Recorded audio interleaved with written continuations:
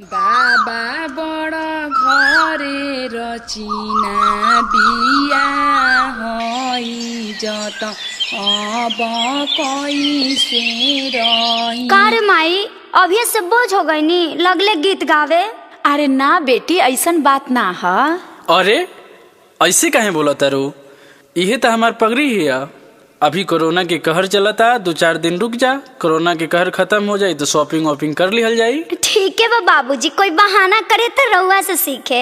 ए जी चल न जाई, अब कोरोना बा तो ब्याह तो होते नु बा। ठीक है बा कह तारू तो चल जाता नहीं, लिया वो चिठा उठा बनावा झोरा दो जाता नहीं।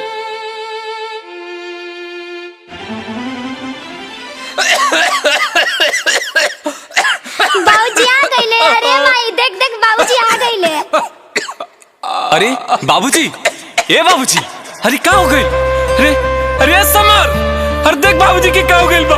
अरे डॉक्टर के बुलाओ जल्दी। ठीक बा भैया, लिया क्या होता नहीं। अरे यार ये तो कोरोना पॉजिटिव है। ए चलो साइड साइड साइड, सब लोग हटाओ, हटो साइड हटो। छोटी छोटी के रूम में बंद करो, हटाओ इसको, इसका शादी होने वाला, हटाओ हटाओ। चलो साइड साइड सब लोग हटाओ। Presented by Aadishakti Films.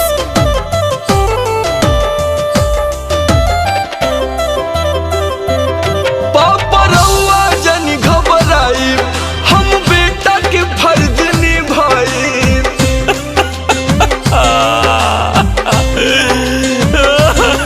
पापा रउआ जनी घबराई, हम बेटा के फर्ज निभाई। रउआ फिर हो सब हमारा दिल के ये मलाल बा। डॉक्टर साहब हमारा बाबूजी के बचा ली। देखिए मैंने बोला ना कि ऑक्सीजन की प्रॉब्लम हो रही है, आप लोग ऑक्सीजन की व्यवस्था कीजिए। ठीक बा डॉक्टर साहब, हम तुरंत लेके आवता नहीं। कहाँ ऑक्सीजन के सिलेंडर मिली भैया, बाबूजी के जीवन के सवाल बा। कहाँ ऑक्सीजन के सिलेंडर मिली भैया, बाबूजी के जीवन के सवाल बा। हेलो, हाँ भैया बोल। अरे बाबूजी ना बचले रे। भगवान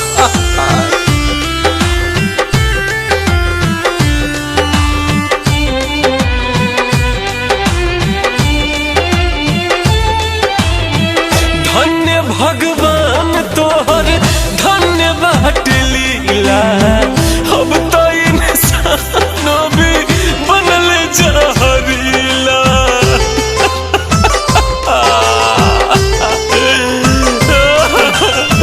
धन्य भगवान तोहर धन्य बाट लीला।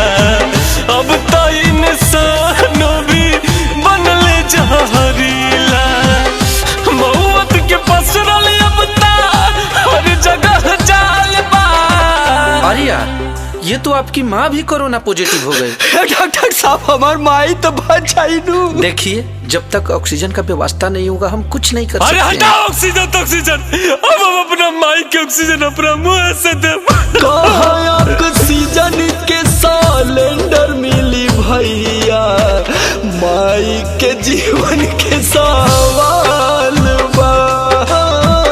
कहाँ ऑक्सीजन के सिलेंडर मिली भैया, माई के जीवन के सवाल बा।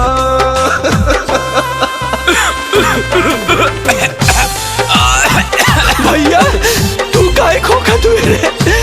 तोरा के अगर कुछ हो जाए तो हमार देखभाल के करी, हमार ख्याल के करी।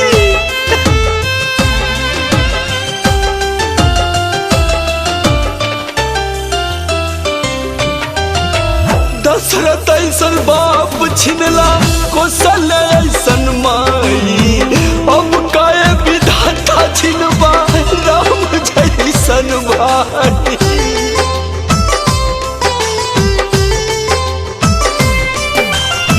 दशरथ ऐसन बाप छिनला, कौशल्य ऐसन माई। अब काहे विधाता छिनबा राम जैसन भाई।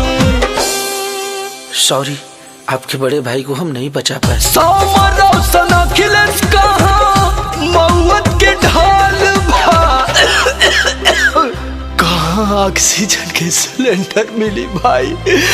अब तो पूरा देश के सवाल अरे डॉक्टर, अब हमार गेट न खोला। अब तो हमार पूरा परिवार उजड़ गइल। बाप भाई माई सब हमके छोड़ के चल गए। अब तक खोला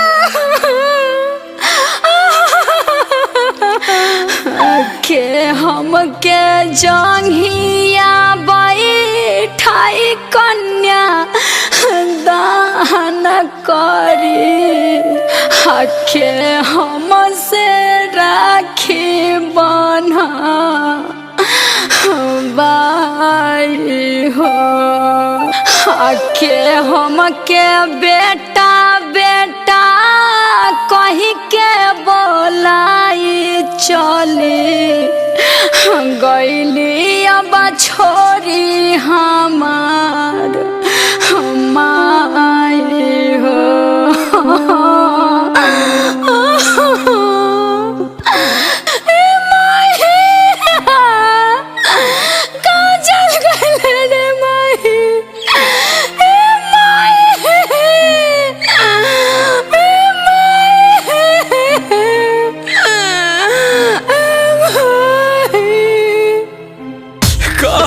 ऑक्सीजन के सिलेंडर मिली भैया, देशवा के जीवन के सवाल बा। कहाँ ऑक्सीजन के सिलेंडर मिली भैया, देशवा के जीवन के